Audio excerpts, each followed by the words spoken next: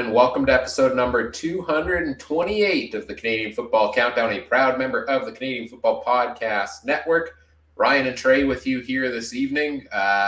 Just the two of us. Trey, how are you doing today?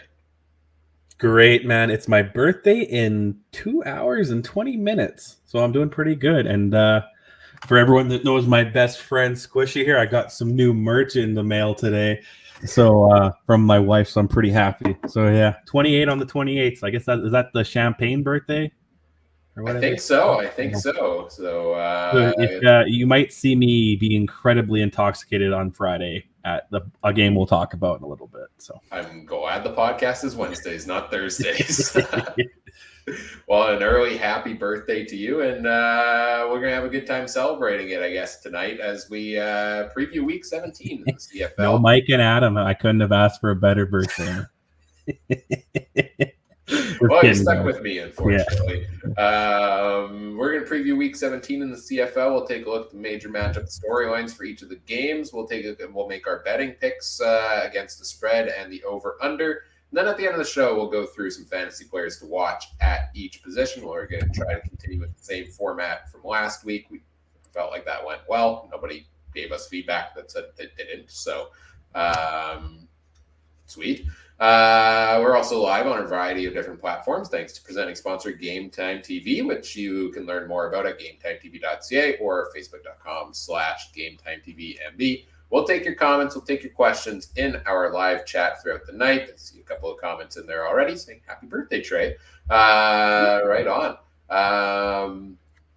Before we go any further, we want to acknowledge that the Canadian Football Countdown is brought to you from Treaty 1 territory, traditional territory of the Anishinaabe, Cree, Ojibwe, Dakota, and Dene peoples, and the homeland of the Métis Nation, as well as from Treaty 4 territory, traditional territory of the Cree, Saulteaux, Dakota, Lakota, Nakota, and Métis Nation. Final housekeeping note before we get into our game previews here. Again, as always, if you're looking for additional content on top of this weekly episode, make sure you check out the Canadian Football Countdown Discord community. We've got live game chats, lots of CFL fantasy talk, CFL betting talk, NFL talk going on right now there too. That's a hot topic. There is a link in the episode description. It's free to join. Just sign up for a Discord account, join the server, and chat along with us and our other listeners. Lots of fun there every single week. Without further ado, let's get into our first game of the week here, which is the matchup everybody was excited for and has been waiting 17 weeks for. It's the Grey Cup, air quotes, rematch between the Toronto Argonauts and the Winnipeg Blue Bombers in Winnipeg. This one Friday night, 8 p.m. Eastern time, 7 p.m. Central time. Finally, these two teams are meeting, but it's not exactly the game we all hyped it up to be, because I think the biggest storyline in this game, Trey, is the Argos are resting probably a number of their starters, including quarterback Chad Kelly. Yeah, my boy's not starting. I'm a little upset with him. I'm going to have to send him a DM and ask him, WTF, bro. But maybe him and I will go a partying after. I'm sure he's coming to Winnipeg. Still be on the sideline, right? But it makes sense, right? It's that whole rest versus rust. But I was thinking about this more and more. Would you rather play your starters against potentially the second best team where you got Jefferson and et cetera on defense who we know all can hit, follow through, or would you rather start them against a team like a few of the teams that could be eliminated this week over the next few weeks, right, Ryan? Is that kind of the same thought you have with these starters? Or would you want them to play? I don't think I need them to play in this game particularly. And I don't know. So one of the things that's talked about a lot is, the gamesmanship of it. Like, why do you give anything away to Winnipeg, when you might be facing them off in the Grey Cup this year, because they're probably the two favorite teams to go there. I don't know if it's really that much of it. More so, I think we talked about this a little bit last week as well, where we've got nothing to play for Toronto here. And you know what, Bomber fans, so many of them are up in arms because we were hyped up for this game. It's a sold out crowd, and now it might be a bit of a dud matchup but it's who cares? I don't care about that one bit. Like, kudos to the Argos. They wiped the floor with the entire East Division and now have nothing to play for the final 6 weeks of the season. What if Chad Kelly played this game and broke his leg, right? Like, and then all of a sudden, this is a team that now is going into the playoffs with Cameron Dukes as their starter at quarterback for, a meaningful football game, not this one. So, I don't know. To me, I understand the uproar in the sense that people are looking forward to this game and it sucks. But, like, do you blame the Argos one bit? Nope. I blame whoever made the schedule or the whatever over that, right? Like, because I think the whole load management we see in other sports is a load of crap where you got NBA players playing 50 games out of this, 70, and then you are gypping fan bases who want to see LeBron or I don't even know Giannis and all these guys come in. Football is different, right? Where it's so violent and limited amount of games. You got to take the rest when it comes, but I think it's smart too because you're doing it. If they do it a smart way, you don't want them to just say, "Hey, you're not playing the last game of the season." Then they get 2 weeks off with the bye, right? So they're probably going to manage it where some of those starters play, like I said, different teams that last game of the season that might not matter. Why go out there when you're going to have an amped up crowd? There's going to be adrenaline. There's going to be like, you got a team Winnipeg who probably wants to prove that they're better than Toronto. Why risk guys? How is Ouellette out again this week too?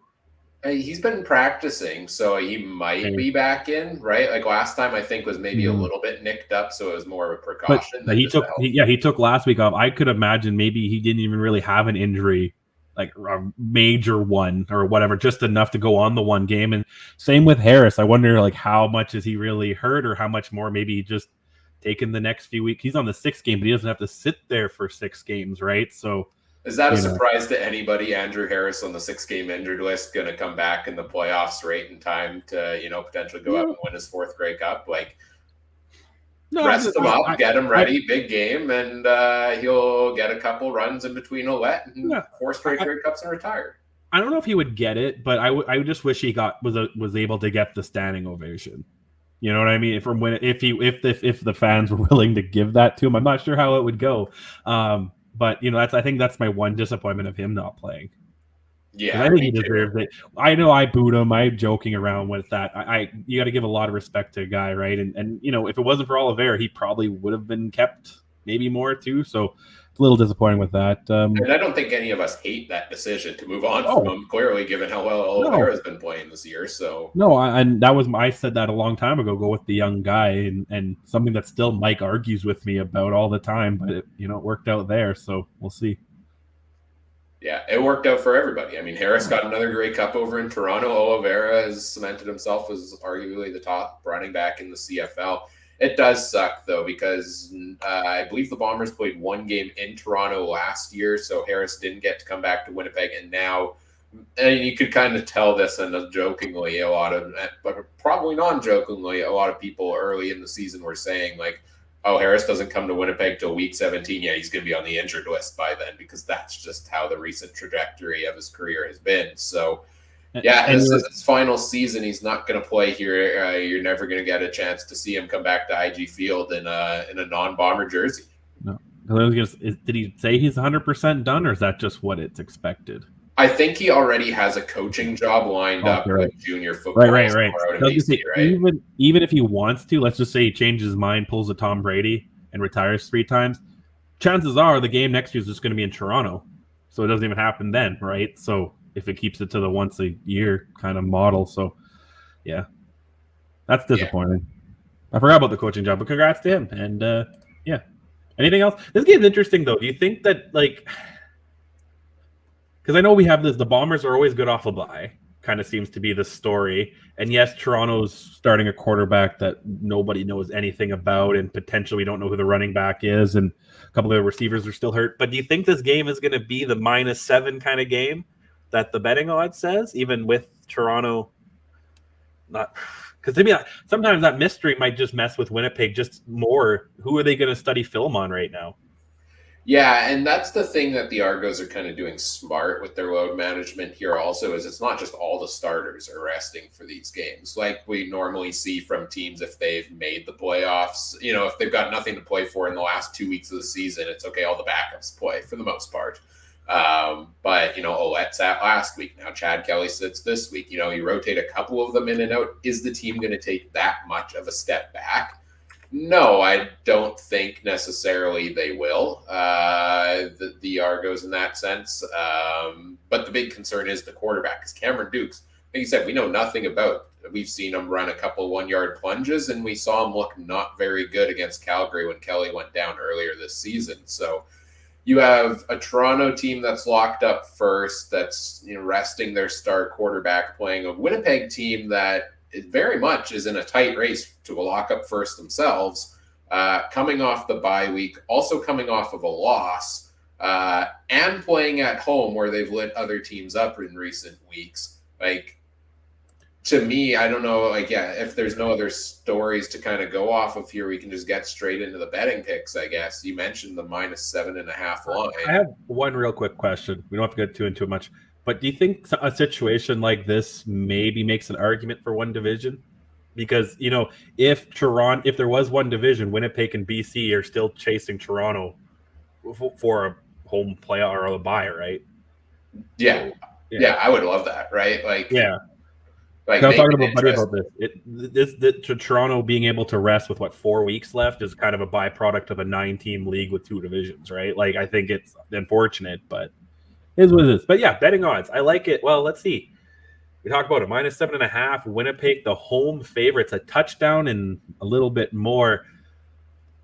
I don't think I've gotten one right for the Bombers all year because I take them to do it and then they lose or get blown up or have a terrible 3 quarters and then somehow win. And when I don't take them to do it, that's when they win by 40. Oh, good God. I'm going to take Toronto only because I hope to God Winnipeg wins. And I feel like if I take Toronto, I'll do the Bass Askwardsness and Winnipeg will find a way to win. And I'll take the over. I think we could see a shootout. I think we could, even with a backup quarterback, they still have some talent. I could see this being kind of Miami Dolphins playing Miami Dolphins a little bit. I could see some talent putting up some points. 70 points on the board for the Dolphins this week. Are you kidding me? And I call, you know what? It's great too because for people who don't know, Coach McDaniels was a ball boy for Denver and got passed over for the head coaching job where he went to Miami. So I love that guy as a coach. He is great. Not to mention, wasn't there a shout out? Was it on the broadcast where they shouted out and said the Miami Dolphins play that CFL style offensive scheme? And I know there's been a lot of talk about what Tyreek Hill does and that being similar to the Waggle. Yep, and remember Waddle was out too, right? So because that was a big hole in one of my fantasy teams this week.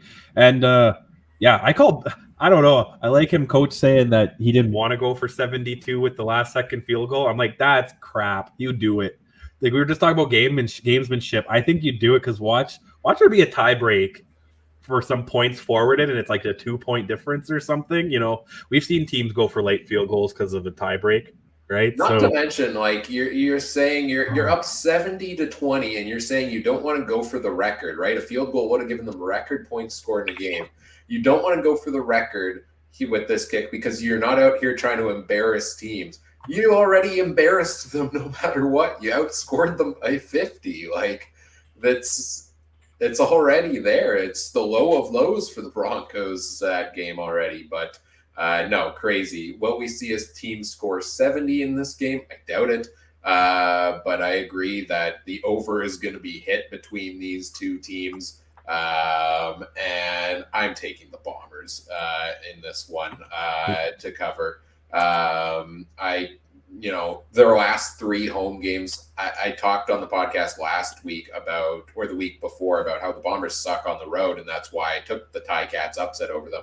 But their last 3 home games, 51-6 over the Riders, 47-17 over Montreal, and 50-14 over BC. The lowest they've scored at home in the last 3 games is 47 points. You can't tell me they're not going to hit the over-under on this game. especially against that Argos passing defense. And yeah, just the matchup, Bombers off the bye, off the loss against Argos with no Chad Kelly. I'm taking the Bombers to cover this pretty easily. I love Mike McDaniels. I'm just if there's one guy I could just wish he got fired and just come to CFL, because if he does that with Tyreek in a league that has no waggle, what could he do up here? I'm just really interested to know what he could actually do. And like, he's a young guy, started as a ball boy. Remember, don't keep your dreams going. We're two goofballs with a podcast, and you know what I mean? And Mike McDaniels is now a head coach after just being a ball boy, So keep your dream alive. So you're saying we're a couple years away from I can get into that ball boy role, and then from there it's head coach, right? I didn't even recognize him when I saw an old video. He got like ears pierced, and he had no glasses, and he had that like boy band Eminem kind of blonde shaved hair, and I was like, no. But anyway, now he's a head coach. And dropping 70 points on his opponent. All right, let's move on to our second game of the week here, which is the Saskatchewan Roughriders visiting the BC Lions. This one Friday night, second half of the doubleheader, 10:30 p.m. Eastern time, so you get a bit of an overlap between these two games if you're watching on TV. And the Lions are at home here to the Riders, and we talked about it a little bit on the Winnipeg side, but BC is tied for first in the West. They can clinch a home playoff game with a win here. The Riders would not be able to catch them in the standings. And this could potentially, if they pull off a win here, this is going to set up a huge matchup between BC and Winnipeg the following week. So I think that's the big storyline here for BC, right? Is this is a team that's right there at the top of the standings, and I think it's got to go out and try to get this home playoff game because they play. I know you say a home field advantage doesn't matter much, but this is a team that I think definitively plays so much better at home. If I have to give one advantage, I'll say to the only team with a dome. I'll give it advantage because I was just thinking. We were just joking. I wanted the home playoff game to be the week earlier a little bit, so it'd be less cold, but I'm sure BC would be like, oh, let's play in the dome, but that could also benefit Winnipeg or Saskatchewan or whoever that other team is in that game too, right? Both teams get the better things. Don't get me started on home field, man. Don't get me started on that. I don't understand your argument, to be honest. I don't think I was there when you and Mike argued about this previously last year. I don't understand how home field advantage does not matter. We've forced 131 time count violations. And that is the biggest joke in the world. I just mean, I don't think it's worth 3 points anymore on betting. That's for sure. I think that's a lot. I don't know. I just feel like we're in the modern world. We've been to the moon. We got all this stuff, and you're telling me that sure, there might be some ruggedness, but you have to remember too, like the home team flies too back home if they were just on a road game the week before. Sure, there's some advantages to some things, but like these are professional teams. None of them are really living at home right now, if you want to be honest, right? Like other than Brady Oliver and a couple of guys who might play in their hometown, most of them are in a different country. Most of them are probably in a different province if they're from Canada. I don't see home field. I don't know. And the crowd it depends on the team to me, right? Yeah, it depends on the team. And then you get the crowd situation, and I'm not trying to knock Toronto, but some of their home games, you have a lot of Ticap fans, so there's their home field advantage. We see that in the NFL. Teams like the Chargers and Raiders don't really have a bunch of fans. I don't know. And who was home against the Cardinals? Was the Cardinals home against the Cowboys, or did they beat them in?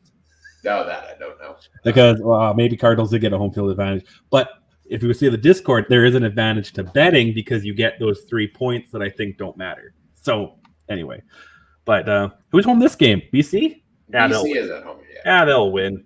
They'll win by 12. Because I think where were we at on preseason predictions for BC? You were higher on them, right? I was lower on them. I have them winning the Grey Cup against Toronto, I'm pretty sure. Or them playing against Toronto at least, I thought. Because I thought they'd finish first and then win against Winnipeg at home. But not because of home field advantage, just because they're slightly better team. I don't know. Looking at it now, Adam had BC in third in the West. I had them in fourth. You had them in first. And you had them going off to the Grey Cup there. So would you say they've met your expectations so far based on how we've seen them play this year? at the beginning, and then they kind of hit that little dip, and then now they look like they're back at it. And I think next week's game, you can tell who's going to be the one, because you can kind of throw those two games out earlier because both teams blew each other out, Winnipeg and BC, right? So, but I think this is a good one to get prepped up. You have to remember too, like looking at the standings. I know both teams, Winnipeg and BC, are going into this week against a game they should win. If we want to say, with Toronto resting a bunch of starters and BC being 4 games better than Saskatchewan, but that also means they might not win, likely too. So, oh man, that week, either way, next week's game is going to be hyped. Oh yeah, for sure. And I think I think this is gonna be a good matchup between the Lions and the Riders here as well. And on the other side, it's a Saskatchewan team that's, they're probably going to make the playoffs. I think, right? Like Calgary's not looking great at 4-10. They're only 2 wins back behind Saskatchewan, but I think unless the Riders blow this down the stretch, that's probably theirs to lose. They did lose last week to Ottawa in a game that kind of got away from them, and then they made it interesting in the final minutes, but fell short there. The Riders are a team that they beat the Bombers, they beat the Lions. Those are the 2 teams they'll have to go through if they're going through the playoffs out west, but they've been up and down, and Jake Dolegala, I think, has been up and down at times. And so I don't know, like what's the storyline here for the Riders coming into this game for you? I know you said, see, I'm not that very convinced that they'll make the playoffs, because let's say they lose this, and then in 2 weeks they have a game against Calgary, right? So I don't know. I think this is more of a must win for Saskatchewan, just because they do still have someone chasing on their tail. Well, BC, I want to know, how much do you think they like the motivation for a bye? Is that a big drive, do you think, coming down the stretch for BC and Winnipeg? I think it has to be. I just seeing how bad I am at betting this year, and seeing just how volatile the CFL is, and anybody can win any given day, right? Like we've talked about that of look at Winnipeg, BC. They've both lost some games to teams they should have beaten. Toronto lost that one to Calgary. I think that was only because Kelly got injured, but I think it's any given Sunday or Saturday or whatever it's going to be for the playoffs this year. So I think, it's crucial to play for that home bye. And if you're a team like Saskatchewan, you might say it's a team that, okay, they'll probably get into the playoffs. I think they probably will still, but they might kind of limp into there. Well, these next couple of weeks are both get in the playoffs and get yourselves in a bit of a groove for potential playoff matchups. And I think something that Saskatchewan really needs to sort out here is learning how to stop the run, because, okay, a couple of weeks ago in, week 13 or week 14, you had Oliveira run for 154 on them, then Kevin Brown 175 the week after, and then Devontae Williams put up 136 this last week. So, that's 3 games over 130 yards rushing, average of 155. You can't be winning football games regularly if you're giving up that much, right? No, unless you're my Madden opponent. That's about it. But no, other than that, no.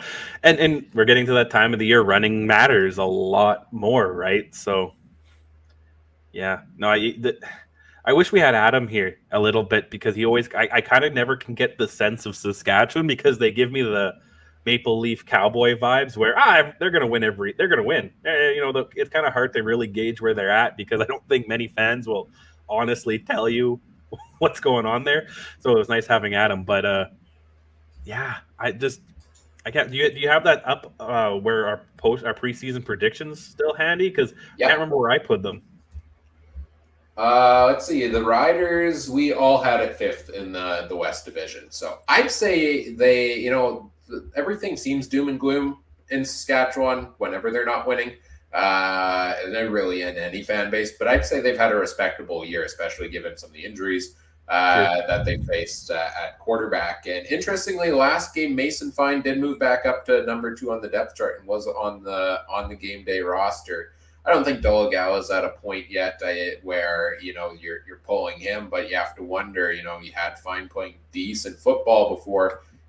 Is there a leash on Dolegala? I think it's still a pretty long one, and I think right now, yes, Adam, I'll admit, does give them the best chance to win the game. But Dolegala, Fine, either of those tall tasks against these BC Lions that can put up points in bunches themselves, and they're getting another big piece back into their offense this week when Dominic Rhymes returns to the lineup for the first time since week 9. Explosive start to the year for him after being one of the top receivers in the league last year. Kind of trailed off for a couple of weeks in and out with injury. They put him on the 6-game injured list, and now he comes back in, and it's almost an embarrassment of riches for the Lions because who's coming out of the starting lineup? It's probably Justin McInnis, who's looked pretty darn good himself the past couple of weeks. So that's something I'm excited for in this game, is just see if Rhymes can bounce back from this injury, because he kind of started strong and then tailed off as the year went along. Oh, yeah, I agree. It's not a name that you kind of heard over the last few weeks, right? So no, I'm really interested to see what BC does. I think that's kind of the key here, because they've kind of, between them and Winnipeg, can you really tell me one's way better than the other? Like, they both showed blowouts and they both lost to teams they shouldn't have, right? So I think they're kind of equal, and it's kind of hard to pick which one I would put over the other right now. Yeah, I think it's going to be a dogfight in that West final between those two teams, or the Riders or Calgary, but probably those two teams, but the Riders could surprise. I think they're a team that can surprise some people. Notable for Saskatchewan, I guess, also to mention this week, Jamal Morrow is still out, I believe, based on the injury report.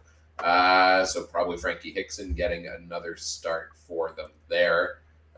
Trying to find the rest of this depth chart. There it is. Adam always has them ready, man. I don't know. Yeah, Adam's not here. He's always got them ready.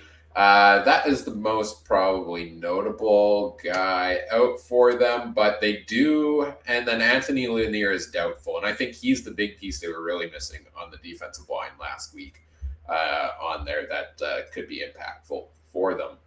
Is Harris done for the year, or is he just out long term in Saskatchewan? I don't know. They had that weird press conference with him a couple of weeks ago where it seemed like maybe they would announce that he was almost ready to come back, but then they didn't really announce that. So I think maybe it's like end of season, come back for playoffs, possibly, but could be done. Do you think he's a guy, though? Like, I understand your argument last year, which I disagreed with about Rourke. I understand that a little more, but a 30-some-year-old Harris, that's like if Bo gets healthy, is he coming back? I hope not.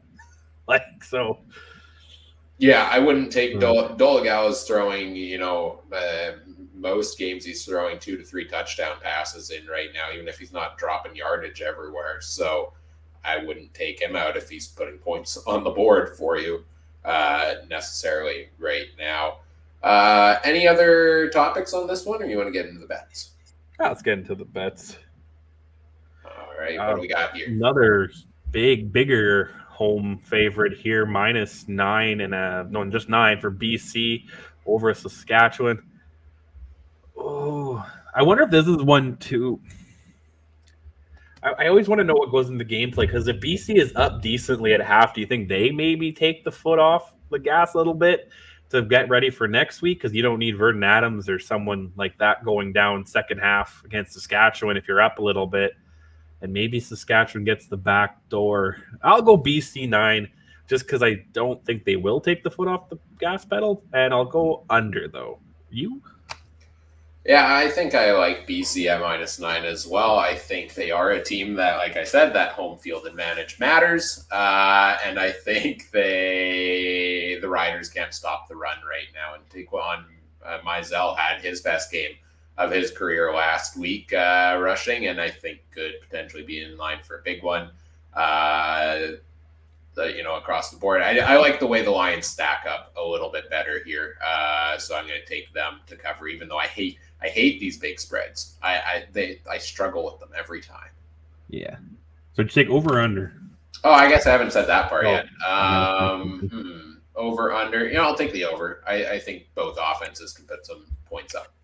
I apologize. My brother was texting me about Star Wars, and I got my interest piqued. So I looked up for 1 second when I saw Star Wars on my phone. All right, let's take 5. We'll be back in a few minutes. No, let's move on. We're doing pretty good today. We're on track as we move into our third game of the week, which is the Montreal Alouettes visiting the Ottawa Redblacks. First game on Saturday, 4 p.m. Eastern time is the kickoff for this one. And just trying to find, just looking at the playoff scenarios in this one, Montreal can officially clinch their playoff spot with a win over the Redblacks in this game. And Ottawa could be eliminated this week if they lose and if Hamilton and Saskatchewan both win. So a couple scenarios there that would need to play out specifically for Ottawa to be eliminated. But those are kind of the big storylines here. Let's start off on the Montreal side of things. This team can clinch a playoff spot this week. They've been up and down at times. Last week got it done over the Stampeders, shut them down pretty well there. What are your thoughts on Montreal right now and where they're at? This is a team that grossly overexceeded my expectations this year. I thought, and I think that they're in an interesting spot, though, because, again, they're fighting for that home field advantage that we love so much.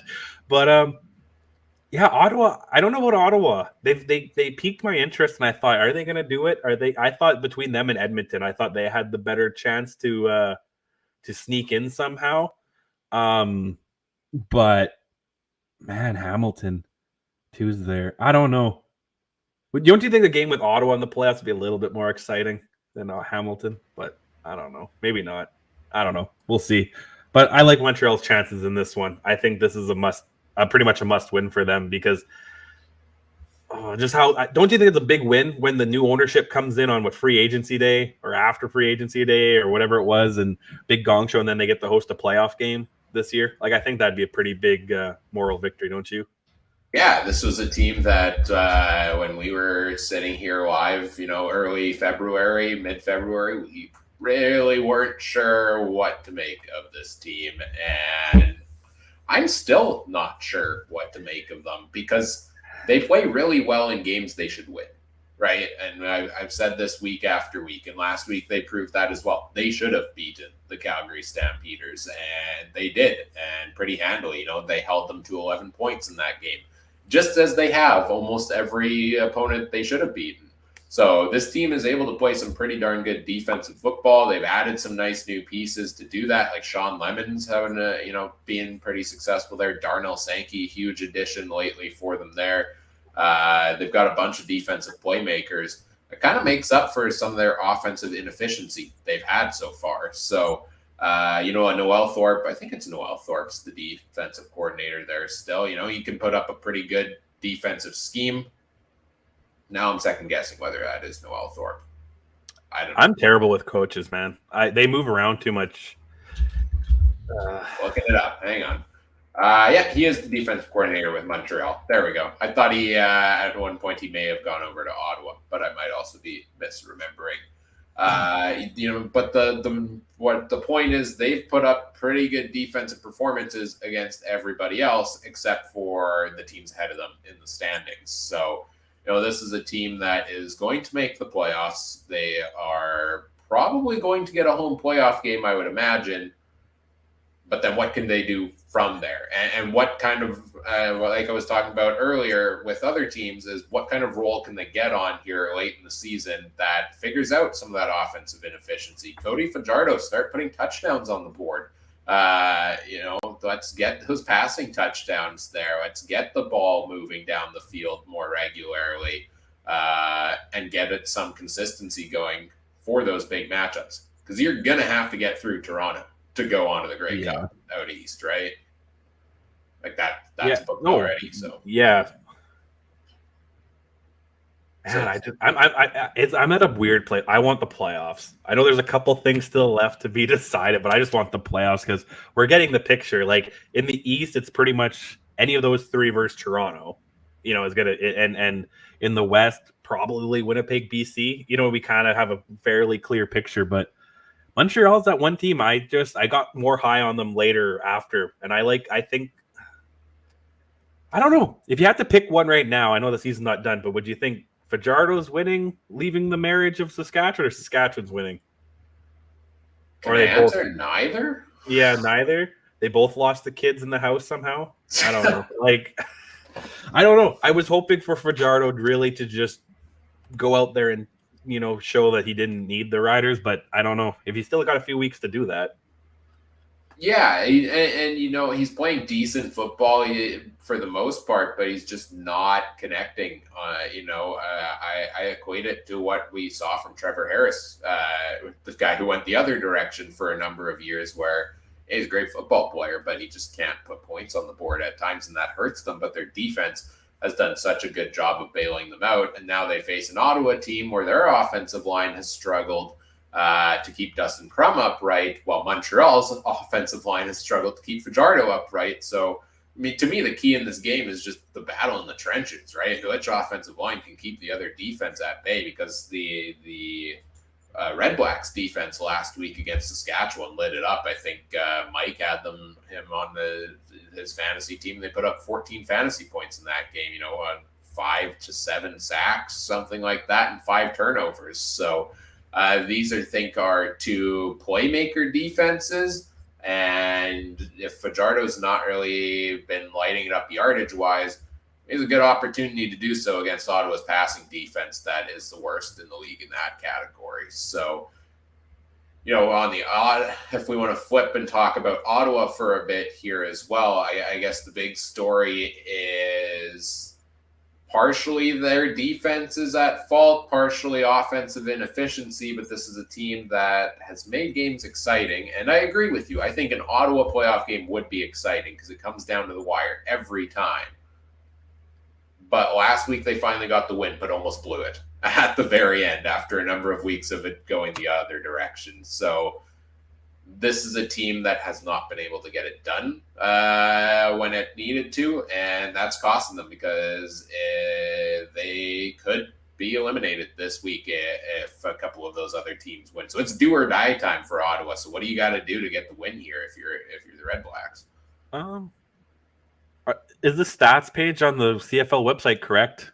I think so. Okay, just making sure. This is the first time I've actually checked out the stats, just because of the early season debacle. I stayed away from the stats page because I didn't want to go through PDF forms. But I love it. I miss it. Well, we're two different breeds, Ryan. But if you believe the stats, Devontae Williams is 5th in rushing, and he's behind guys with the name of Oliveira, Brown, Ouellette, and Butler.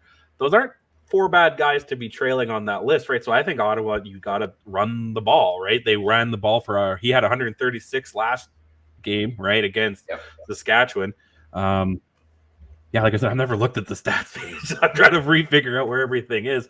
I think you got to give it to your backs, man, and Devontae Williams is definitely one of those guys. You got to create space. You got to create play action and give a guy like Powell. No, not Powell. Crum, right? I keep getting him and Powell mixed up because they're pretty much the same third stringer coming in to save the day, right? So I give Crum the time back there that he needs, and it's and you're not too sure with Hamilton. They beat Winnipeg, but they're not. Is that I feel like, not to be disrespectful, because we got Hamilton Tiger Cats as fans that we think we're disrespectful, but if that's a game you play 100 times, Hamilton doesn't win that more than 10. Right? I disagree. You think so? You think they'd win more? The Bombers haven't won a regular season road game in Hamilton since Zach Collaros was the last Hamilton quarterback to lose to the Bombers in Hamilton. So that's fair, but I don't know. Anyway, but they're not a team that's going to consistently do that. Right. Even against other teams, or if you switch the playing field, I guess, or played on a neutral site, because neutral site does matter. I think run the ball. I like this time of year because running the ball is what happens, and it's remarkable to me how teams can throw the ball in the even with the 3 downs. How do you run the ball or throw the ball that much? It's impressive as well with Devontae Williams. Like, he listed 5th in the league in rushing yards. He's also only played 11 games, whereas, you know, Brown's played 15, Oliveira and Butler played 14. Ouellette's only played 12, but you add a couple more games in at the pace he's going. And yeah, you know, Williams probably going to hit 1,000 yards rushing this season. And that's even more impressive when your quarterback's rushing for, 40 to 50 yards a game as well. So yeah, Crum averages 7.4 yards a carry. Like, why did he even throw it? With Williams averaging 5.5, just run the ball every play. And then when they cheat, then that's when you throw the play action. I don't know. Trey Ford averages 9.9 a carry. He's basically got the first down every time.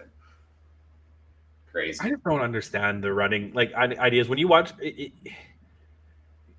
to me, there's very rarely you see running backs get like maliciously stopped in the backfield in the CFL, right? With the yard away. Like, it happens when everyone in the building knows, but most guys, if you fall forward, you're guaranteed 2, 3, 4 yards.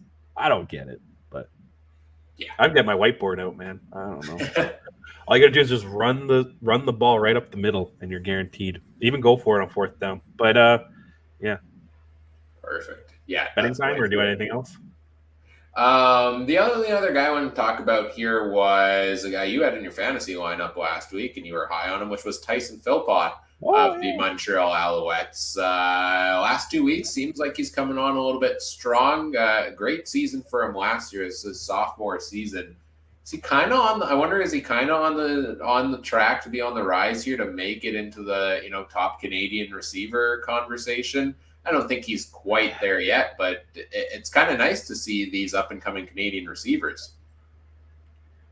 He's what you think of the traditional Canadian receiver before we had guys like Dembski and Gittins. And I feel like the last few years we've been a little spoiled with a couple positions, but to me, Philpott's a very, very good Canadian receiver. Oh, who did we have? We had that.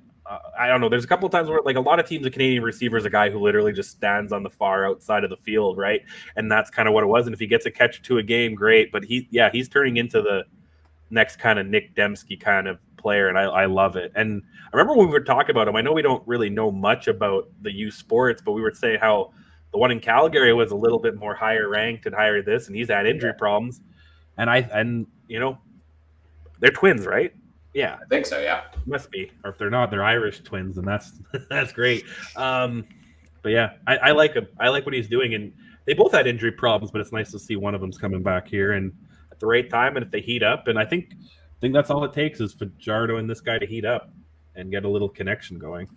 Yeah, and I think it's a nice breath of fresh air too, right? Like, we've got a couple good up and coming Canadian receivers, but I feel like we're not in a stage right now where, you go back over the past decade, you've got some real legends of the game there, right? Where I don't know if we're in that state right now. Like, Nick Dembski is probably the top Canadian receiver in the CFL. Gittins has taken a step back seemingly this year a little bit. But you've got some good pieces, Philpott, Schaefer Baker, Julian Grant before his injury there.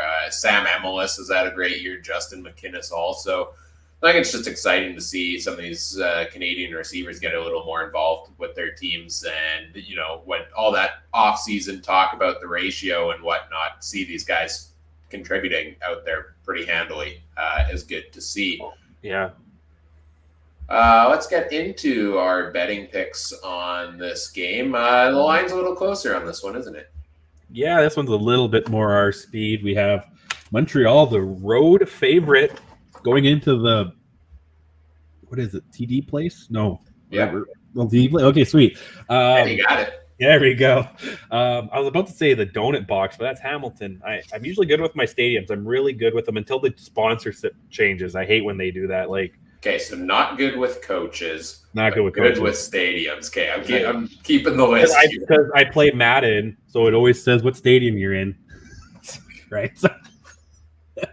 But never tells you the coaches, and in the case of Bill Belichick, doesn't even use his likeness. Exactly. And then I'm 5 years in the future on Madden right now, so they're all computer generated coaches because everyone got fired because I beat them all. But -2 here. I'm going to take the road favorite. I think Montreal, I like them a little better than Ottawa. I think This isn't one I'd be upset though. Like this is one if I was actually at a real parlay and Ottawa ruined it, I'd have to just be like, yeah, this is kind of a tough one, I think. But I'll take Montreal and I'll take the under. You?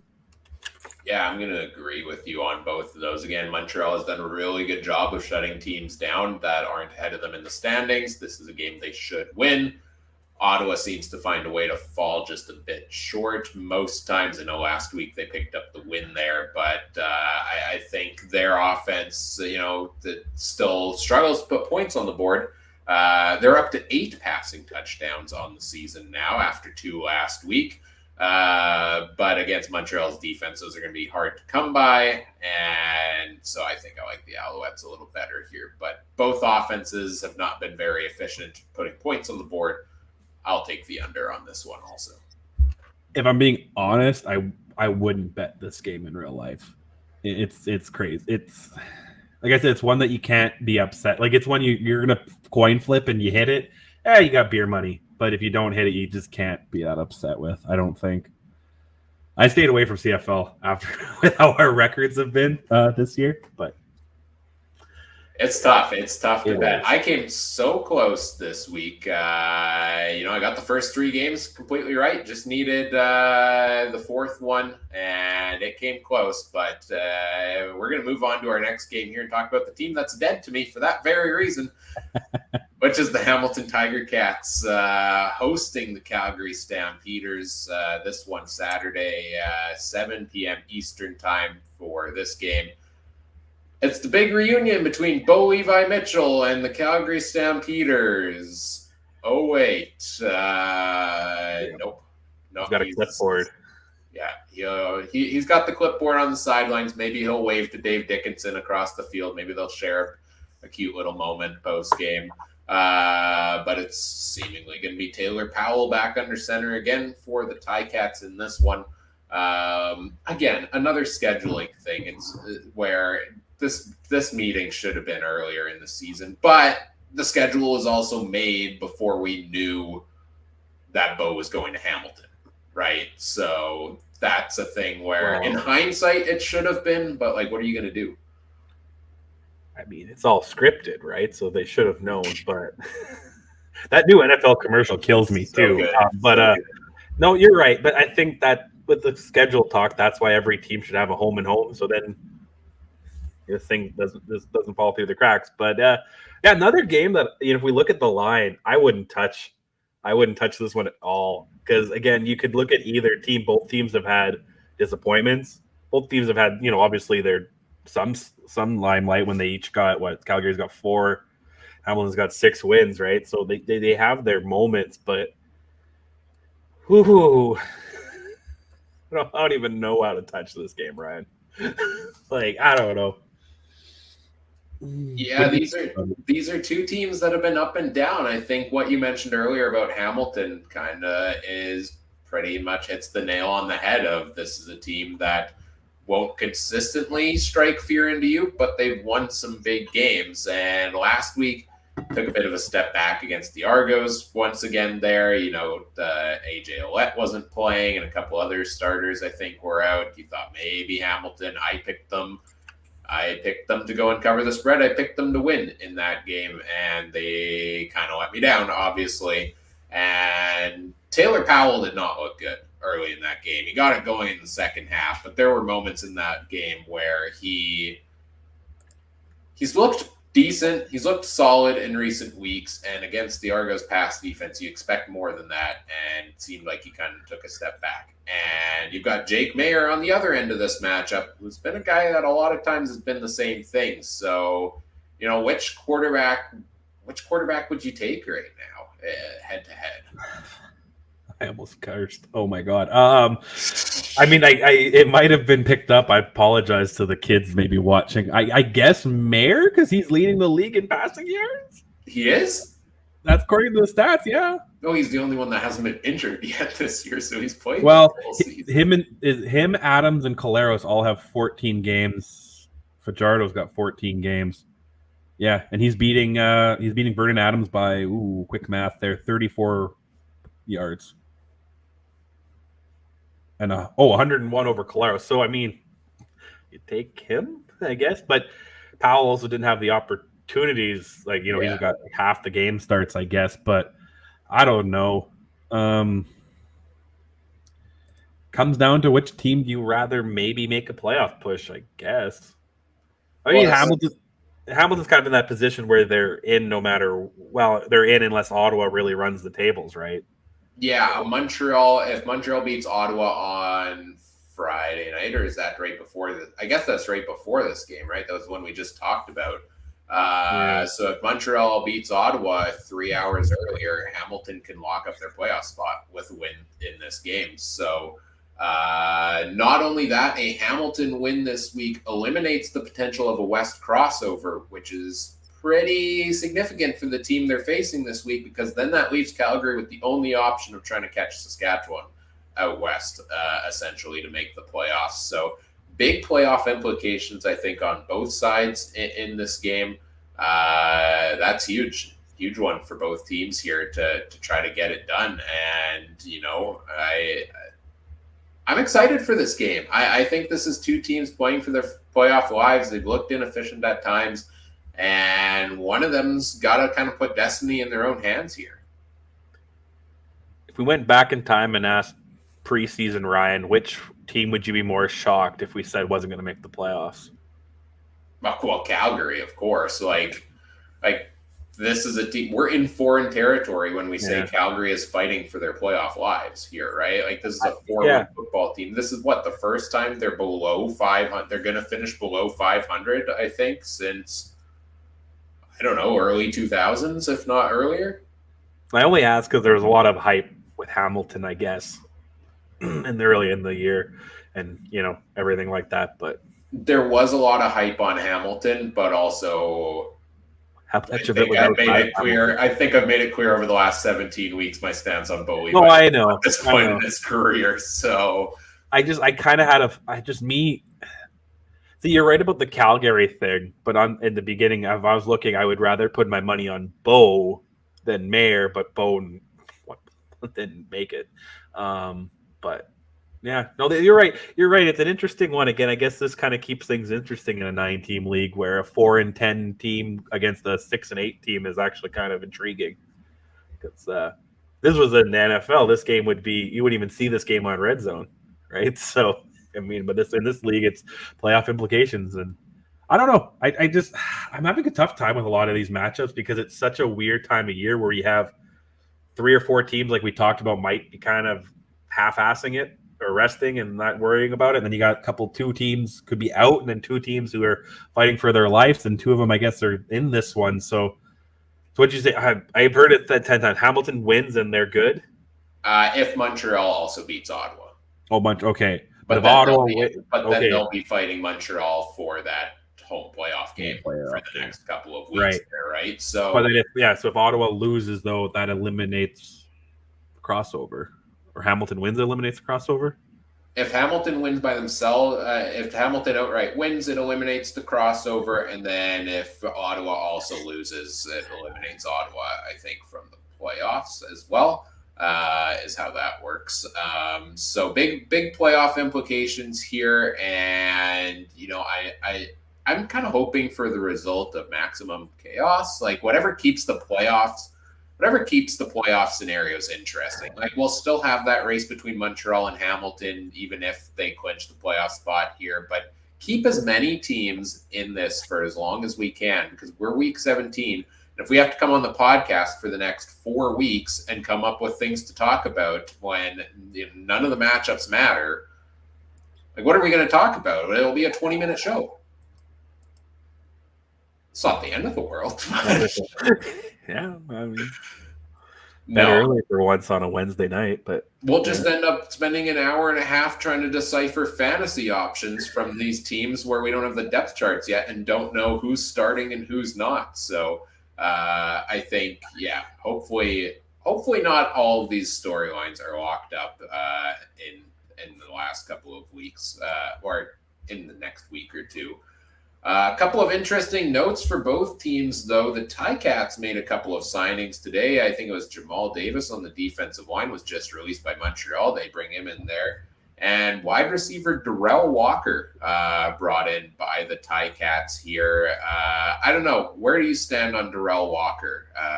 Because I've seen mixed opinions on him at this point in his career. Is it bad to say that he's barely been on my radar, so I don't really have an opinion? Like, he's not a... It's just a name you hear and you're like, oh, I don't know. Maybe, I don't know. Maybe it's just my... Was he on Saskatchewan for a bit, right? He was, yeah. He ended up... So, started his career great with the Elks. Right, okay. Toronto for a year or two. I think there was an NFL stint either before or after that. Was with the Argos, lit it up good with them. Then ended up re-signing with the Elks. That stint went okay. Signed with the Riders this offseason and looked like he was their best receiver in camp, but got hurt early in the season, and that's when Tevin Jones and Sean Bain and Sam Emilus all took over, and there just wasn't a spot for Walker when he came back. So I know he's kind of been on decline the last couple of years, but I think he's still a pretty solid receiver, and Hamilton's a team that I'd have to see where he fits in, because on the Riders, he lined up at left wideout earlier this season, but I think they're pretty solid with Terry Godwin and Tim White on that side. But the Ticats have been rotating receivers left and right over on the kind of the right of the quarterback there. So I think there is an option to get a more veteran piece in Walker in there and maybe make an impact down the stretch here for them. No, I agree. It's the same thing I said last year about Toronto having Harris and Banks. Right? Yeah. Even if Walker literally plays 2 snaps a game, that could be the game-winning catch in the playoffs, right? And so, yeah, for sure. And on the other side, Calgary, interestingly, releasing Markeith Ambles. They signed him a couple weeks ago. He took Trey Odom-Duke's spot in that starting lineup for a couple of games there, and seemed like he was performing well. Suddenly he was out of the lineup last week. Odom-Dukes was back in, and now Markeith Ambles has been released. So not really sure what went on there. Like, he was playing well. I don't know if there was something else that we're unaware of that happened there, or it's kind of weird what Calgary's done there, where Odom-Dukes was also playing well and then was suddenly on the practice roster for a couple of weeks. So I guess Dave Dickinson's just trying, and crew are just trying to, rotate in and figure out what the right combo for Jake Maier is. And we're 17 weeks into the season, and we know that right combo includes Reggie Begelton for sure, over and over and over and over again. That's the last I'll talk on that after it ruined my fantasy playoff chances. Just kidding. We'll get to that later. But the other pieces, much like Hamilton, I think it's just been rotated in and out there. Anything else on this game you want to talk about before we make our betting picks? Yeah, do you think there's been do you think one thing that faults Calgary is their running game doesn't seem to be quite the same? That's true. It does not seem to be as big of an impact, and maybe it's definitely not as big as we thought it would be, because whether it was Carey or Mills, we had such high hopes for them this year. And some games it's looked good, but other games it's just been kind of average for them, right? And Carey was the league rusher last year, and now I think is still doing all right, but maybe took him some time to come back from that injury. No, I was wondering, because I was like, that's not a team that you feel like you heard much about running this year, but they traditionally have been pretty good at it with Carey and Cornish and other names over the last decade. So yeah, for sure. Yeah.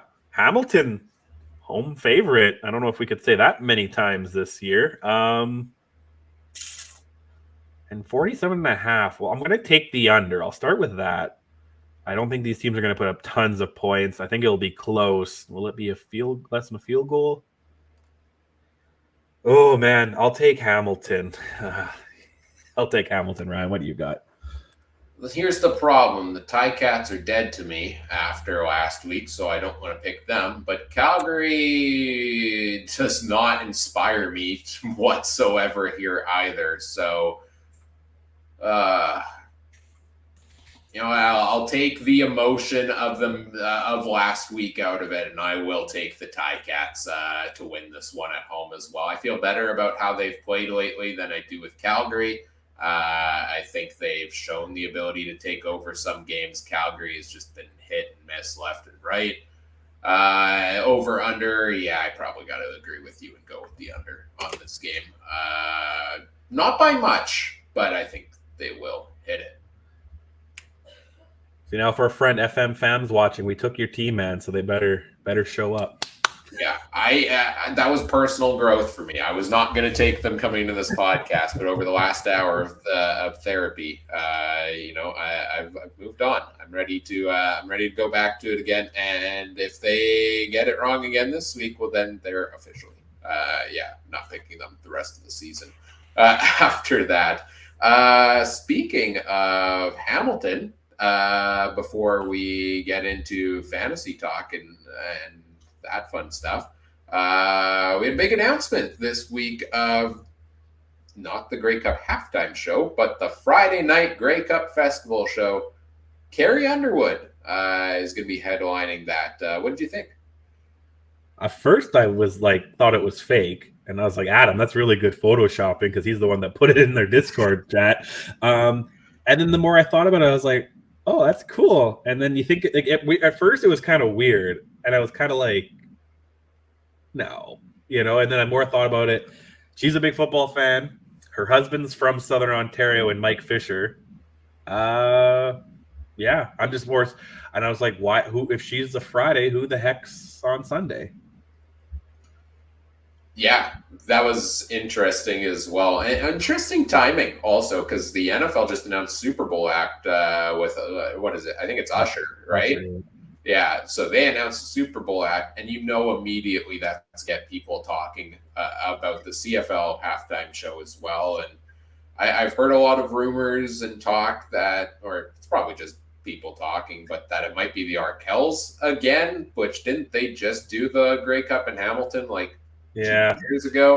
I saw somebody, I mean, you never know what's true on the X anymore, but someone said that it's going to be the best halftime show ever, that they've heard rumors. So I don't know if that screams Arkells.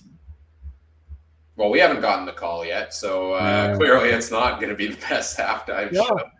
I find it, that's not televised though, is it? It's just, yeah, it is. Oh, is it? The festival is televised? Oh, not the festival part, I don't think, no. Okay. Because I was like, that's even crazier that they're willing, because I'm pretty sure she makes $1 million a Sunday to have her song on Sunday Night Football. So if that's the price range, I wonder what, she costs to do a festival for, just a Friday night, right? Yeah, and it's a huge get. That is a huge yeah. Name. One of the biggest country music stars in the world. Where did my camera go? It does this thing where it disappears. I'm still here. Don't worry. There we go. I'm back. Does she have to sing I'm Waiting All Day for Sunday Night since the Grey Cup is on Sunday night? Maybe. I don't know. I wonder if he's allowed to say that. That's one thing, though, I was actually wondering, because I was wondering why she's not the Sunday, and versus that, I wonder if contractually things, you know what I mean?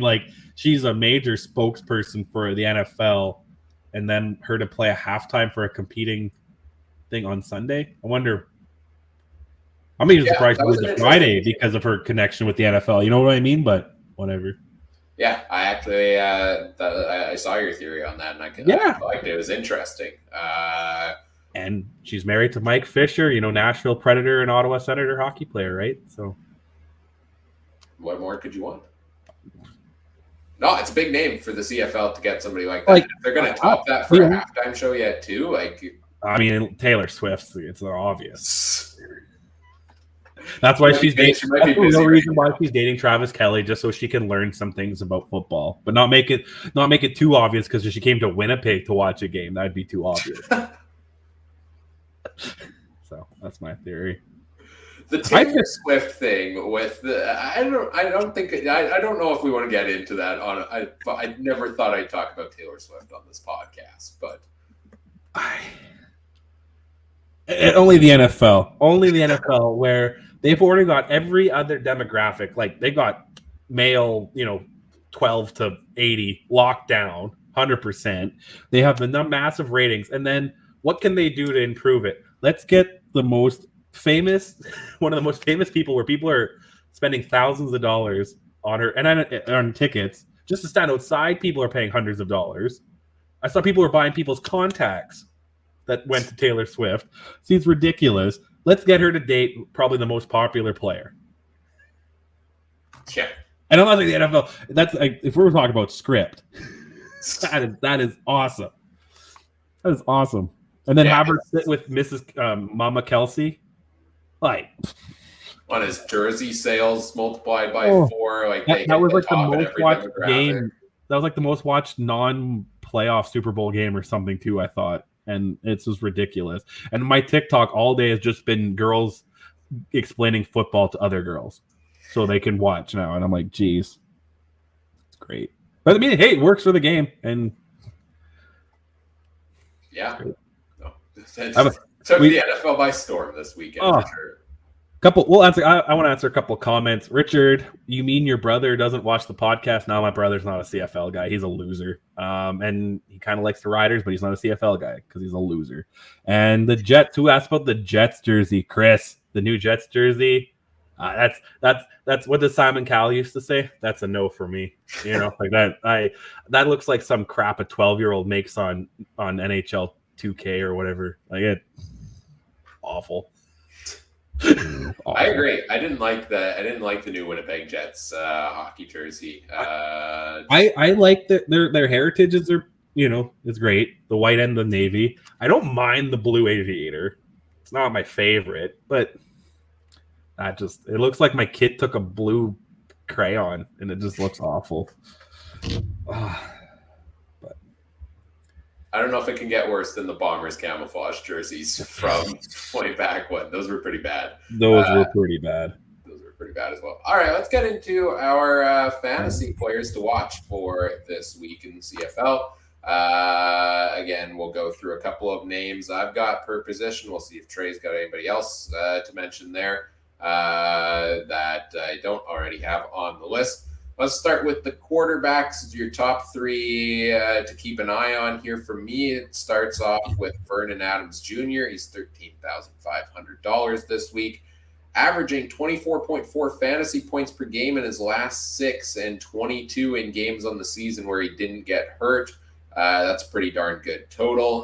He's averaging 51 rushing yards in his last 3 games. He's been running the ball a little bit more often. And what did he do last time out against the Riders? He threw for 455 yards and 3 touchdowns. Similarly, same price, a lot of similar stats. Zach Collaros is $13,500 this week. And again, you ignore the game he got hurt and left early. He's averaged 20.6 points per game on the season. He also faces an Argos defense that gives up the second most passing yards per game, the second most passing touchdowns in the league.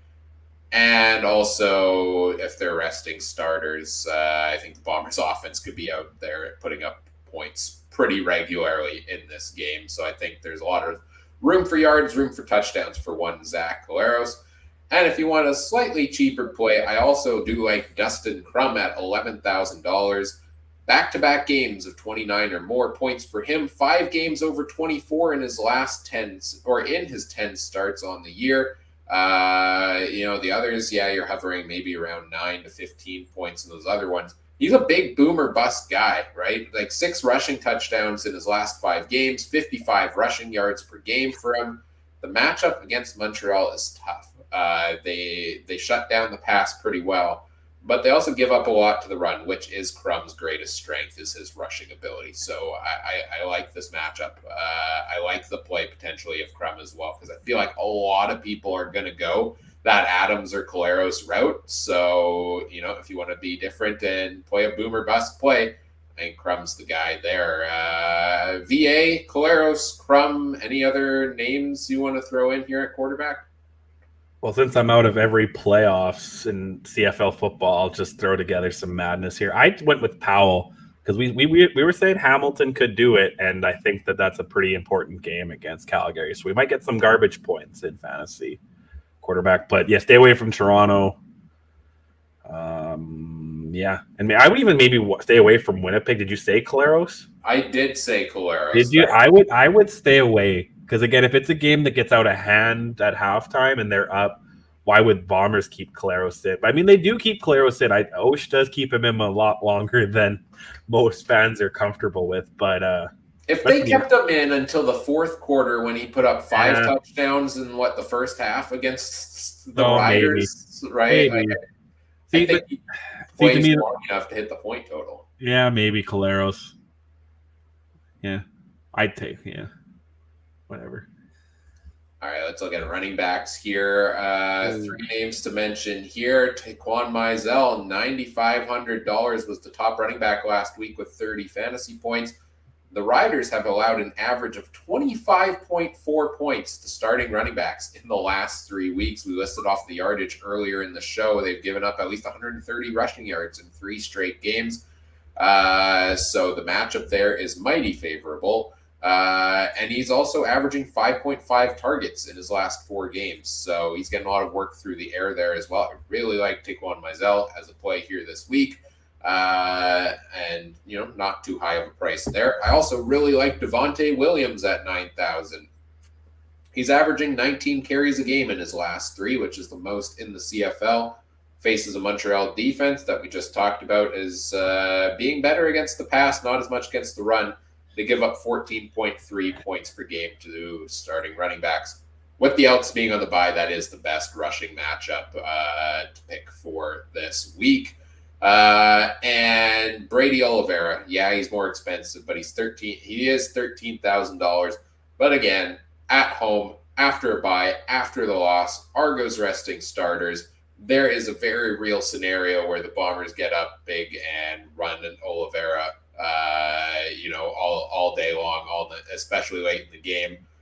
14 plus carries in 8 of his last 11, and his lowest has been 9 over that span. So he's going to get a lot of usage no matter what, and he's done great things with it this year, and he's rested coming off of the bye week. So those are the 3 running backs I'm really strongly considering this week for fantasy.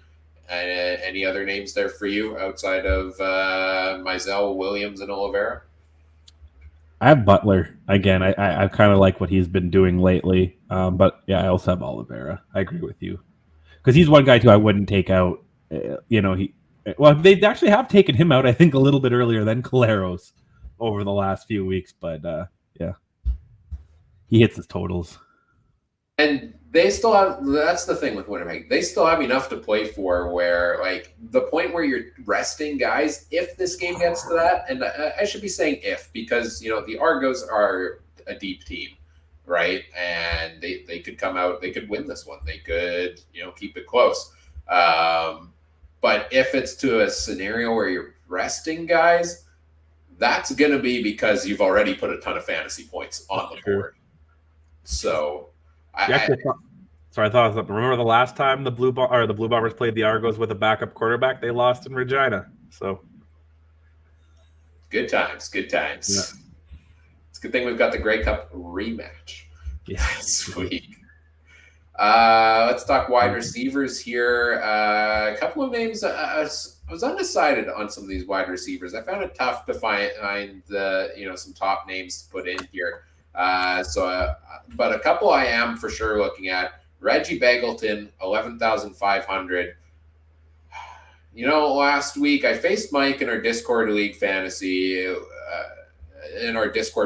league, and I needed the win over Mike, and I needed enough variance in the lineups. I wanted Tim White in there. I needed to make sure he didn't have Tim White. So I convinced him to switch to Reggie Begelton. And what did Reggie Begelton do last week? Put up 13 catches on 14 targets and massive fantasy total. 100 plus yards, touchdown or 2. I don't have the exact numbers actually here. I will grab it right here. 29.9 fantasy points for Begelton last week. He also put up a week of 41.3 earlier in the season. 5 games of 11 or more targets on the season for him. 4 touchdowns in his last 4 games. Ticats also allow 11 fantasy points to right slot back, second best matchup in the league. So I like that for Reggie Begelton. I do like the play of Kenny Lawler at 9,500 this week as well. He's about as sure of a touchdown play as you can get. Touchdowns in 6 of his last 7 games. He's good for one almost every week. The Argos pass defense gives up a lot. Second worst left wideout matchup, 11.9 points per game there. And he gets a decent floor of targets, 5+ in every game but one, and 7+ in all but 3 of them for Kenny Lawler there.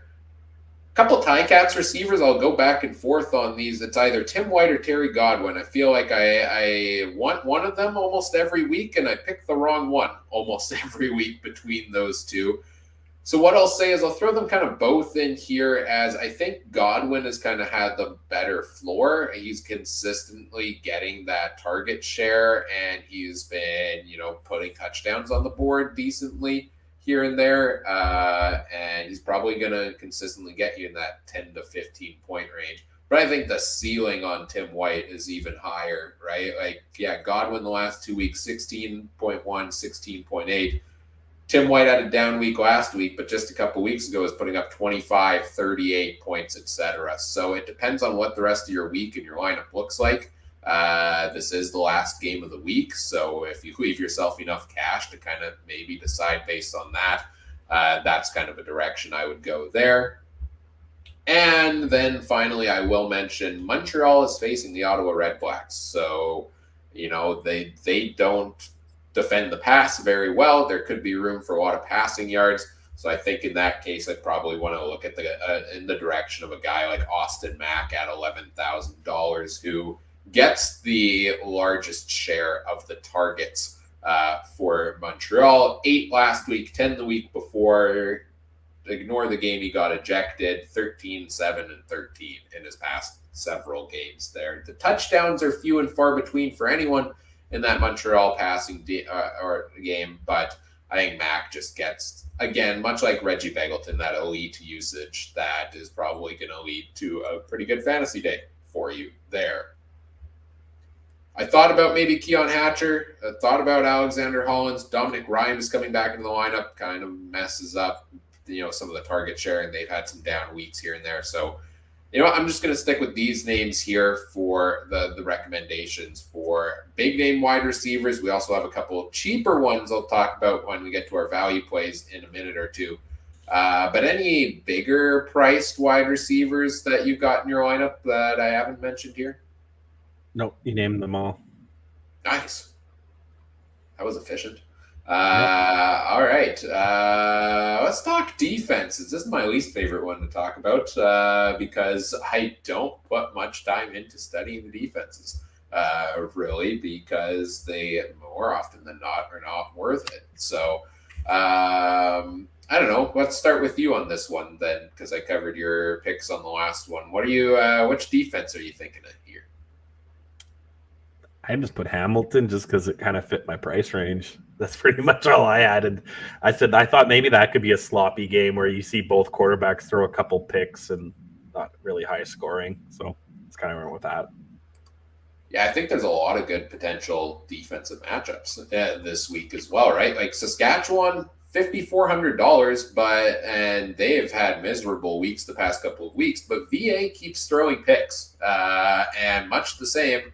Zach Laros, as good as he's been, keeps throwing interceptions. So the Argos defense could benefit off of that as well. But the question is, how often are they going to be out there on the field? They're more expensive at $10,000, so I'm a bit hesitant to go that direction. Ottawa puts up some big numbers last week, and they faced Montreal, who has struggled on the offensive line. I think maybe one of the ones I'm leaning towards, though, is that Alouettes defense against Ottawa, because, again, just getting those sacks on Dustin Crum and Ottawa not being able to put up high point totals, you could get, some extra points off of Montreal's defense there. But, again, defenses, just pick the guys that pick whatever fits your price range left over. All right, let's talk value plays here as well. I took all of your high-priced receivers off the board. Any cheaper receivers you've got in your lineup you want to talk about? Phil Pott at $6,000. I think that's kind of a steal of a deal to fit him in my lineup. We just take him out and we'll look at a couple low prices here that will fit. What do you consider a low? 7,000 lower? Yeah, it kind of varies every week, I guess, compared to the rest of the field. There weren't there weren't a ton. This week was tougher than last week for me. I'm trying to also come up with different names weekly as well, so it's not. Is Odom's Duke back in the lineup, or is he still? He is, and that is actually the first guy on my list here. So I got some stats for you. $6,000, 8.1 targets per game on the season, only one game with less than 6, 3 games of 10 or more. Hasn't done a whole ton with those targets in a lot of games. It's kind of small totals, small yardage. That's kind of Jake Mayer's specialty right now. But the Ticats do allow a favorable 13.3 points per game to left slot backs. And it's a go out and show it moment for Odom's Dukes. You were put on the practice roster earlier this season. You got a chance to come back in. The guy who took your spot has been released. Go out and show your team that it was worth it for them to make that decision there. Who else we got on the list here? Keon Schaefer-Baker, $4,700. You called it last week. You said he was primed for a breakout, and he did. And I didn't have him in my lineup. That's always how it works, right? 20.6 fantasy points for him last week. He's got 8 targets, 6 or 7 catches in 2 of his last 3 games. Decent touchdown potential because Dolagawa throws a couple of games and has looked his way a few times near the end zone. So I like Schaefer-Baker at 4,700 there. I didn't have Philpott on my list because I was trying to find a couple of the cheaper options, and I kind of just like the volume of Odom's Dukes a little bit better than Philpott. I need to see more consistency in the number of targets there before I'm necessarily going that direction. Also, Philpott does have the toughest wide receiver matchup of any position for Montreal against Ottawa this week. They give up far less to that spot than they do anywhere else. That steers me slightly away in that category. Final one here, Braylon Addison is $2,600. It's taken a while for him to get going since his injuries, but last week he put up 15 points off of 5 catches on 5 targets, 40 yards, and a touchdown. So, I mean, we know what he's capable of. He's a former CFL All-Star. He was the next up-and-coming receiver in the CFL. And, yeah, the injuries sidelined him quite a bit. But for that talent level, $2,600, you need 2 or 3 catches to hit the total. And I think he can deliver that value for you. Any chance you'd take a chance on Cameron Dukes at quarterback for $5,000 for the Toronto Argonauts this week? Sure. I mean, I don't know. Yeah, maybe. Like if you look at stats, like Bombers haven't done great against quarterbacks. They have limited film on this year, right? So that is true. They always do struggle with that, yeah. And I mean, he's got a throwing arm, so he should be able to get some passes completed, you think? But yeah, I'm a little less like I used to be take the bare minimum price quarterback when it came to fantasy football every week. I think the captain feature steers me away from that, right? A little bit, because I think the safest play in a lot of cases for captain is the quarterback because they're in on every offensive play. And, being able to double up those totals is less of a shot in the dark. Whereas, well, if you're taking Dukes, you're not going to make him your captain there. So, if somebody else gets a QB like Vernon Adams putting up 30 points and then they double it and get 60 versus you take Dukes and he puts up 5 to 10, kind of puts you big behind the 8 ball there. And then you got to hope that another play lands. So I'm less in on it. I also just don't know enough about him to be excited about the play at this time. But I wish him well in this week's matchup. Any other value plays? I know you were scrolling through it. Anybody else you had to mention, or should we move on to the next segment? I'm good, man. I'm ready to just call it quits on CFL fantasy this year. Be out of everything. And I don't think I'm going to get a top score of the week and snag some Grey Cup tickets or anything. So, well, this is the last week in CFL fantasy. This week or next week is the last week to get in the Champions League. You got to finish top 30 on the week. So we'll see if anybody there who listens to this is able to do so. we've both had some really good weeks this year. We've been consistent, in our scores. I don't think, at least I haven't made it. I don't know about you. Not weekly. I'm sitting top 300 overall for the season. I'll take that. Yeah, that's very good. Let's take a look at a couple of our leagues here. In our draft league, Adam had the top score of the week, 109.2 points for Team Adam last week. Reggie Bagleton is to thank for that, among others, on his squad. So kudos to Adam for that one. Rough week for the rest of us, though. Mike at 75.6. I had 69. Trey at 45.9 for you. Rough week. Yeah. I went back to normal after going 5-0 last week and everything. So overall standings, I won't even mention. You're like 100 and something ahead of Adam for third place, but you're almost 200 behind Mike and I for first and second. I'm 29 points back of Mike, and I would be in first place if I had started Taquan Mizell last week after spending the money on free on waiver wire, but I put him on the bench, so regret there. This was the final week of the regular season in the CFL Podcast Fantasy League. We're facing off against other podcast hosts there, and all of us lost this week. Yeah, all of us lost this week in matchups there, but final standings, I did manage to finish first in the league, so I will be going on to the playoffs and face Oz from the Rouge, White, and Blue in round one in the playoffs here, but Trey, unfortunately, just falling outside the playoff line, and Adam also missing the playoffs this season. I vote for a playoff format change. Wild card, or top four in standings, sure. 2 wild cards, the 2 highest in points after that. Oh. Because that's what I do in one of my NFL fantasies, and I was like, ooh, that actually might make it interesting. Yeah, we can talk about rule changes there for next year for sure. Because I got the second highest score overall. And I missed the playoffs. Rough luck, man. Rough luck.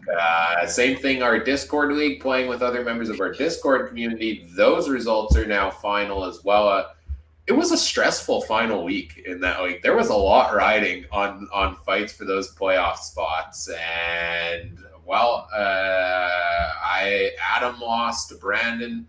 He's out. I lost to Mike. I'm out. And because I lost to Mike and you lost to Discord user Sandwiches, Trey, you unfortunately are out as well, finishing just outside the playoff line.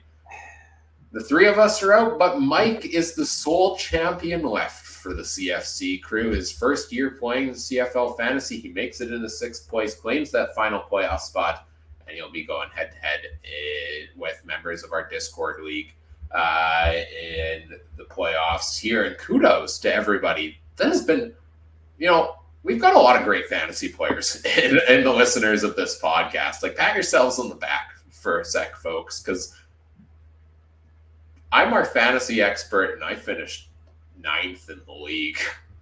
I'm our self-proclaimed fantasy expert, and I had a rough go. If you told me I was going to be 2nd or 4th in overall points in those 2 leagues, I would have been ecstatic.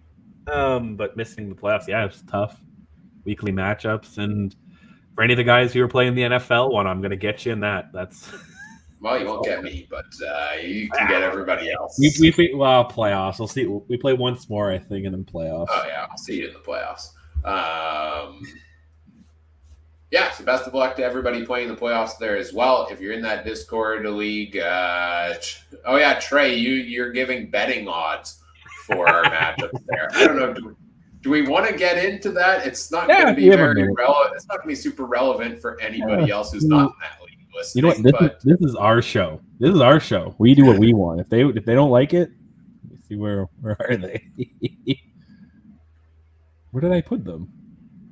You put them in the fantasy league chat. The head-to-head. Oh, Adam and his stupid gifts. I can't even find them. Why am I so dumb? You opened betting lines for or spreads for these matchups and over unders. I guess Yeah. just talk a little bit about um, how you came up with those and whether or not the CFC sportsbook is coming. Oh, the book is wide open. I accept e-transfers, guys. Will you get your payouts? Yeah, we'll see. Because there's a big what's the vig is pretty big at this betting spur. My cutout of it is pretty big.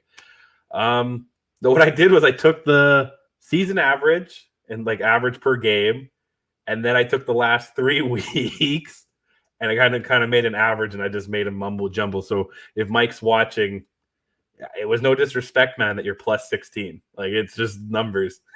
So I remember that one, and the other one was -3, right? No, Sandwiches is playing Mike, right?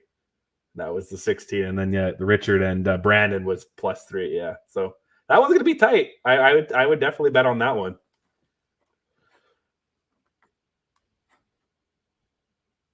Are you muted, or my sound messed up? Nope, I'm muted. Okay, because you know how many times I've I muted my computer and I didn't realize.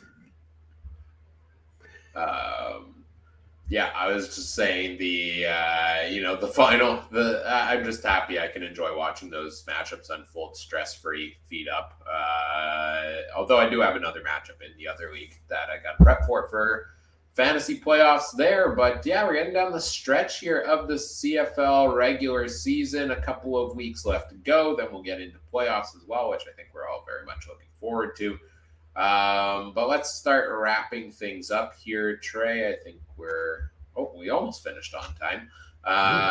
Slightly over, but that's fine. We've had some fun here tonight, and we'll be back again next week to do the same time, same place. Week 18 preview show. We'll do our storylines, betting odds, and fantasy picks in that one as well. Let me get this set up. That's not what I want. Get the social media slide up here on the video screen for those watching the video. Check out the Discord community, like we said, in the meantime as well. That is free to join. There's a link in the episode description to do so if you want to come chat with us between episodes there. But you can also find us on social media. We are on Twitter at CF Countdown Pod, or X, whatever you want to call it. Facebook.com/CF Countdown Pod there. I'm at Cooper Trooper 42. I don't really tweet much. Mike's at Mike Garrell. Adam's at Adam Stewart 1. I know they've all got lots of stuff going on. Trey, I know you're a busy guy often as well. What are you all doing these days? Oh man, you think it's gonna stop with horse racing, but a bunch of tracks end and more start. So it's I think this weekend all three Western Canadian provinces anyway that have harness racing have stake races. So lots to do. So check out that. I have my harness racing podcast. Yeah, and that's it. Right on. I did see a question in the chat here. What happened to the Drive Home Call-In Show? Excellent question. That was the bonus show we were doing in the Discord community weekly there for a bit as well. Scheduling and time is what unfortunately happened to that one. It's tough for me to do it driving home without somebody available to read the chat and take the questions for me. I know Mike's been tied up.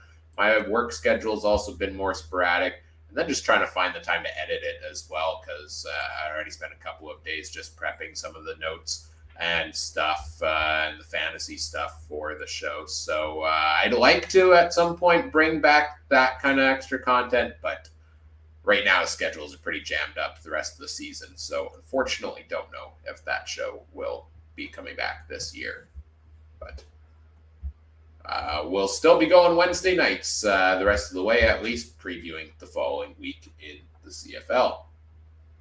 I think that is all I had left to talk about here. I can't find my wrap-up notes. I lost the tab for it. So I will just say we appreciate all the fun, you tuning in, and we would love if you do all the fun things such as like, comment, subscribe, rate, review, Share the show with your friends. Help us grow the show. On behalf of Treya, I'm Ryan saying thank you for listening. Take care. Have a good one. Bye.